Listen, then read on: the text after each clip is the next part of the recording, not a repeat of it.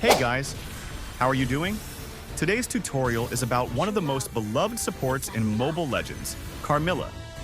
Without a doubt, she's one of the most annoying heroes to face. That's because she combines high durability, mobility, and crowd control, which for most heroes becomes a real nightmare. Even as a support, Carmilla can deal plenty of damage thanks to her passive, which literally steals defense from enemies, further increasing her survivability while at the same time weakening the opposing team. And of course, we can't forget her ultimate, capable of turning a teamfight in a matter of seconds. At first glance, her kit may seem complicated, but in practice it's simpler than it looks. In this video, I'll clearly and in detail explain how Carmilla's passive and each skill work.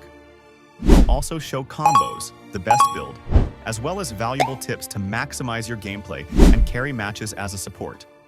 Let's start with the passive. Whenever Carmilla deals damage to an enemy hero, she steals between 7 and 11 points of their defense for herself, scaling according to her level. This defense steal can stack up to 5 times and last for 5 seconds. The stacks appear as visible marks on Carmilla. However, there's a small drawback. Carmilla can only steal defense from the same enemy once every 3 seconds. This slightly limits the speed of reaching 5 stacks by focusing on a single target, but it's fair. Otherwise, she would be practically immortal in the early game. Skill 1. Carmilla summons 3 crimson flowers that circle around her for 5 seconds. When they touch an enemy, they deal magic damage and apply 6% slow for a brief moment. This effect can stack up to 30% with consecutive hits. In addition, the skill regenerates HP based on Carmilla's total magic power. Skill 2. This skill has 2 stages. In the first stage, Carmilla gathers energy and gains 70% movement speed, which decays over 4.5 seconds. In the second stage, she releases that energy at an enemy hero or jungle monster, dealing magic damage and stunning them for a short duration. Both the damage and stun duration increase according to the energy charged. In other words, the longer you charge, the more effective it will be. Pro tip. Ultimate. Carmilla casts a blood curse in a designated area, dealing magic damage and stunning enemies hit for 1 second. After that, the enemies become linked and receive 30% slow for 5 seconds. While the link lasts, whenever one connected enemy takes damage, all others receive 50% of that same damage. The best part is that this also works with crowd control effects, and in that case, the control duration is shared 100%. Enemies can break the link if they move away from each other, but even so, it's an extremely strong skill. Combos. Carmilla's combos are very simple to execute. Without the ultimate, you will use skill 2 to engage, activate it again to apply control, and then use skill 1 to deal damage and slow the target. Keep in mind that the control from skill 2 is more effective when the energy bar is fully charged. But of course, you're not going to stand in front of the enemy just waiting, right? A good alternative is to hide in a bush and engage only when the bar is full. That way, the enemy will have fewer chances to react. In the combo with the ultimate, the order is a little different. Start with skill 2 to engage, use the ultimate, then activate skill 2 again to apply control to all connected enemies, and finish with skill 1 to deal damage and steal their defense.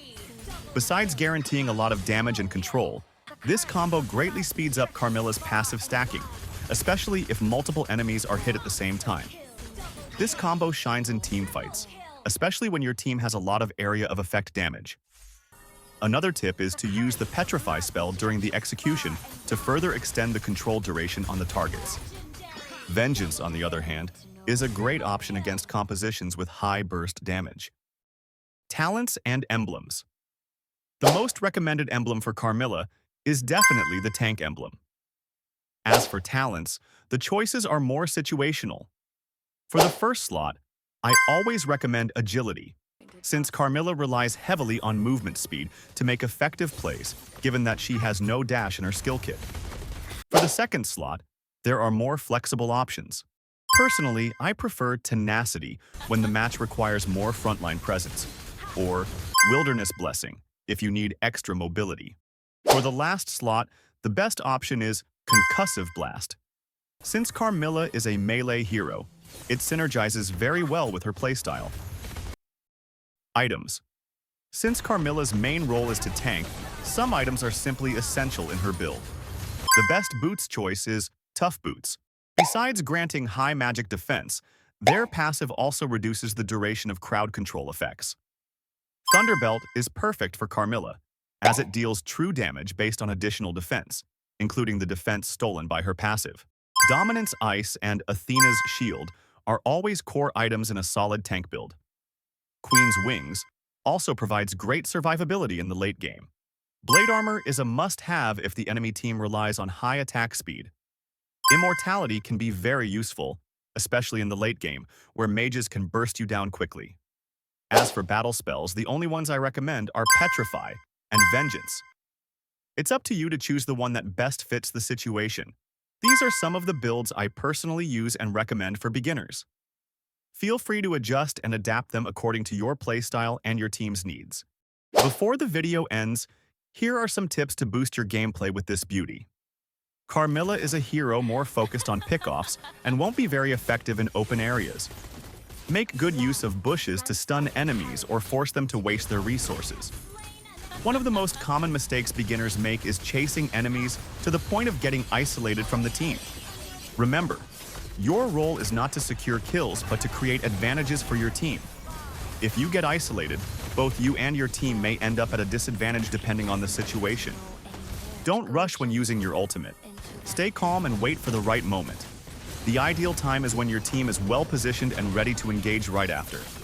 Otherwise, it'll be wasted, and you might even become an easy kill.